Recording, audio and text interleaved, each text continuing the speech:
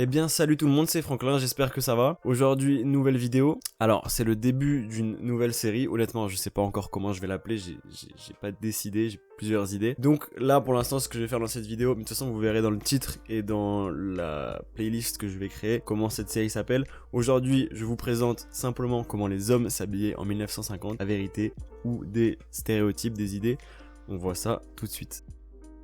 Bon alors, avant de commencer, je vais d'abord vous mettre dans le contexte. Les années 50, ce sont des années où l'utilisation des matières synthétiques a vraiment explosé, il y a un tournant dans la mode.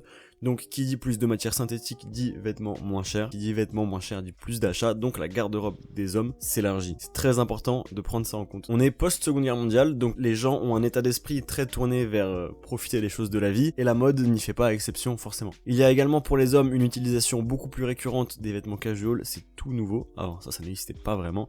Et de toute façon, on va traiter ça dans la vidéo et je vais vous montrer de quoi il s'agit réellement. Il faut savoir que tous ces effets de mode sont entraînés par des stars de l'époque. Alors, à l'époque, comme star, il y a Marlon Brando qui est vraiment une icône de style, que tous les hommes fantasment sur son style et tout le monde veut être lui. Il y a également James Dean ou encore Frank Sinatra. Depuis les années 20, c'était vraiment Hollywood qui définissait la mode, donc vous comprenez le rapport à Marlon Brando par exemple ou James Dean. Donc on commence par le haut et la première chose dont on va parler, ce sont les chapeaux. Alors il faut savoir que avant 1950, le port du chapeau s'essoufflait un petit peu, on est arrivé un petit peu au bout de la chose, mais c'est dans ces années-là que le chapeau connaît une seconde vie. Et alors ça s'explique parce que les hommes avaient un choix beaucoup plus large sur les chapeaux et ils pouvaient en porter de tout type. Donc forcément quand on choisit le type de chapeau qu'on va porter, eh ben on aime beaucoup plus porter la pièce en soi, donc c'est pour ça que les hommes en venaient à porter beaucoup plus souvent un chapeau. La norme c'est beaucoup plus assoupli en gros si vous voulez. Avant ils étaient très sombres, on était plutôt sur des teintes noires, grises ou navy. Maintenant on en a de toutes les couleurs. Par exemple le chapeau Panama ou la casquette plate. Ça c'est tout nouveau pour l'époque. On descend un petit peu et on passe aux lunettes de soleil. Donc grâce à Hollywood et au soleil de la Californie, cet accessoire pour hommes et pour femmes aussi d'ailleurs connaît un réel essor. Les lunettes sont vraiment devenues un symbole de richesse et de style. On y voit de nouveau un lien avec le cinéma hollywoodien. On l'en voit dans les films et ça représente une forme de succès forcément. Pour l'aspect très technique, on est sur une monture assez épaisse et imposante et on en portait de plein de couleurs, que ce soit orange, bleu ou rouge.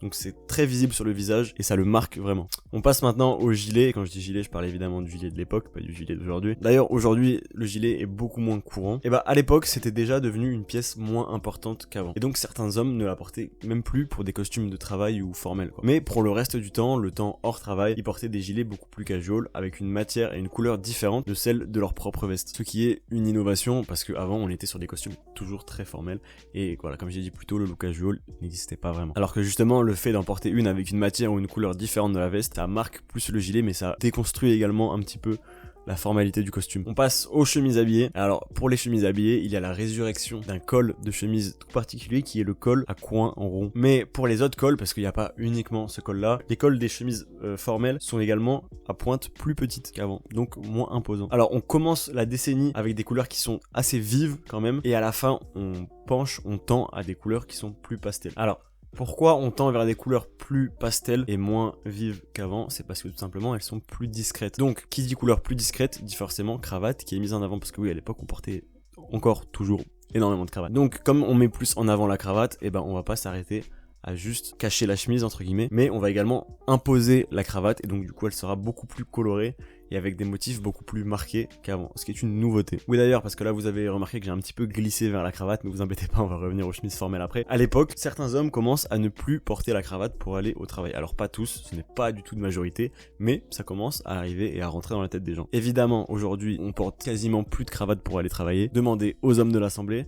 Mais à l'époque, ça ne fait pas l'unanimité non plus. Et alors, quid des nœuds papillons? Certains hommes en portent encore, mais ils sont beaucoup plus fins et beaucoup plus longs. Ils suivent cette mode de mettre des couleurs très très vives. Voilà, ça c'était juste pour terminer la parenthèse sur tout ce qui était cravate et nœuds papillons, c'était très bref, mais on repasse aux chemises habillées. Alors certains hommes portent encore des boutons de manchette, mais ça fait beaucoup moins l'unanimité qu'avant. Comme le gilet, ça commence à disparaître, et donc on peut apercevoir qu'il y a de plus en plus de poches qui sont cousues sur la poitrine. C'est une nouvelle fois une innovation, parce qu'avant il y avait le gilet, donc forcément pas de poche sur les chemises, pas de poche sur la poitrine en tout cas. Bon, et alors, les chemises casual, parce que oui, je vous l'ai dit, les hommes portent de plus en plus de vêtements casual.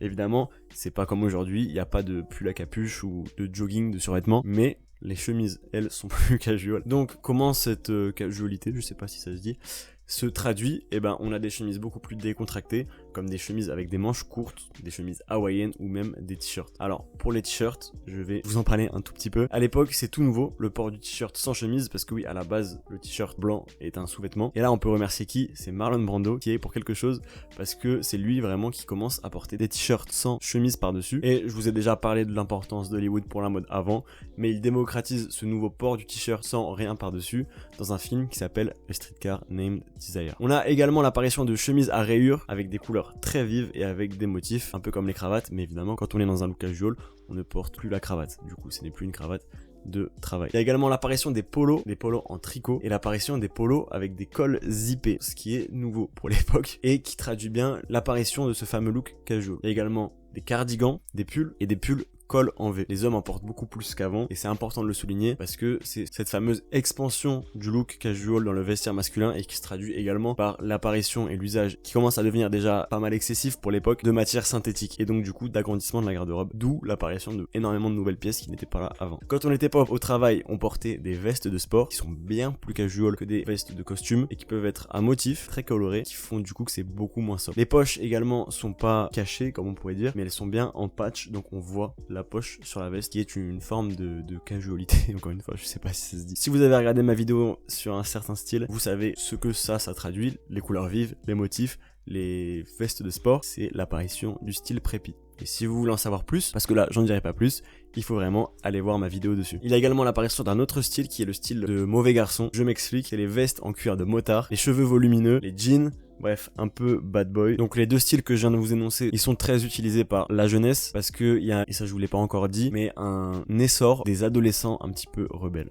Voilà, d'où l'apparition de ces deux styles qui sont extrêmement portés par des jeunes. On passe maintenant aux costumes. Alors pour certains costumes, on est un peu sur une coupe à l'américaine, donc ça veut dire coupe assez droite, pas très cintrée au niveau de la taille, moins de padding dans les épaules qu'avant, le boutonnage est également un petit peu plus bas. La couleur la plus populaire était le gris, mais également le marron ou le navy. Donc si vous écoutez ce que je dis depuis tout à l'heure, je vous ai dit qu'il y avait une apparition de couleurs vives, de motifs, on était beaucoup moins dans le sobre, et ben pas pour les costumes, parce que eux ils restent dans les teintes assez sombres. Alors qu'à côté de ça, la garde-robe de l'homme sur le côté plutôt casual, elle devient de plus en plus colorée. Le costume croisé est encore très coté dans les années 50, mais c'est bien le costume à boutonnage simple qui a vraiment le vent en poupe. Pour le costume croisé, on a un boutonnage plutôt bas, les revers sont un petit peu plus larges qu'avant, et pour le costume à boutonnage simple, on est plutôt sur une veste plus cintrée, un petit peu plus courte, des poches qui sont pas à plat, un peu le contraire du style à l'américaine dont je parlais juste avant. D'ailleurs, cette coupe sur les vestes à boutonnage simple que je viens de vous décrire, eh ben, il faut savoir qu'elle vient d'Italie. Et quand on s'intéresse un petit peu à l'art sartorial, on se rend compte qu'en fait, les caractéristiques que je viens de vous donner représentent très fortement les costumes coupés à l'italienne. Pour les pantalons, alors on a toujours des pantalons à pince ou à double pince, mais il y a l'apparition du pantalon sans pince, donc où devant c'est à plat. La plupart des pantalons sont sans revers, mais certains apparaissent avec un revers plutôt léger quand même,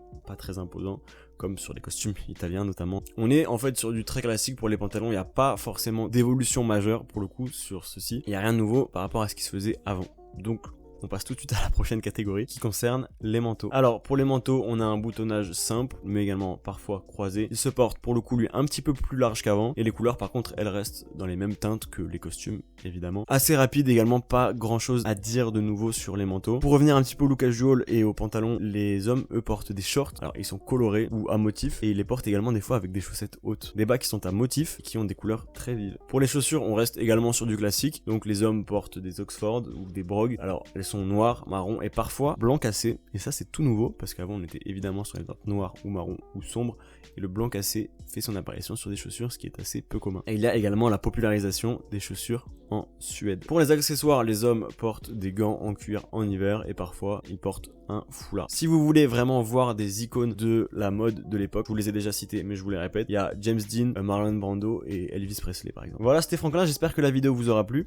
Si c'est le cas, n'hésitez pas à vous abonner et à lâcher un petit pouce bleu, ça me fera extrêmement plaisir. Je vous prépare une partie 2 sur les années 60 et je ferai par décennie comme ça et on montera petit à petit. J'espère que la vidéo vous aura plu, on se revoit très très vite. C'était Franklin, salut.